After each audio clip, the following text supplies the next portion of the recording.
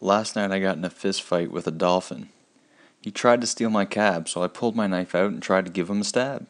Little did I know, but he was well rehearsed in a high-level form of jiu-jitsu he had acquired at an unorthodox aquarium. Lucky for me, I was packing heat, a pack of matches. Somehow in the scuffle, I lit one up and blew it out in his blowhole. Motherfucker didn't know I was about to kick it old school.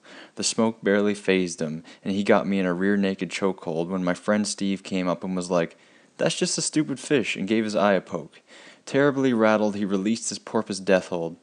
Okay, I know a dolphin isn't really a porpoise, but it sounds good for the benefit of that last sentence, doesn't it?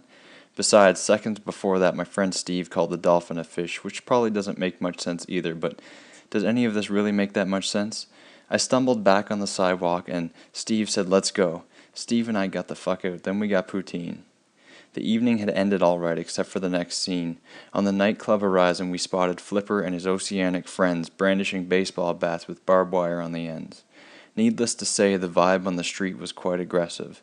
I could detect this because everyone around us had ceased eating their cheesy gravy fries and sat astonished at the gang of gnarly sea creatures heading our way, thirsty for revenge. We both dropped our late-night snacks and prepared to flee as the slippery gangbangers approached. But all of a sudden, Steve pulled out a gun and shot every one of the villainous creatures right in the head.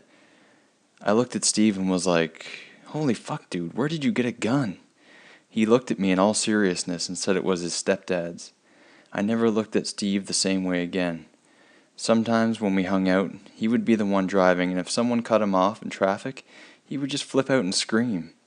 I never thought anything of it, but now that I look back towards all the times he got so upset that they fucked up and put lettuce on his burger, it's easy to see that Steve had terrible anger management issues due to his upbringing in a broken home.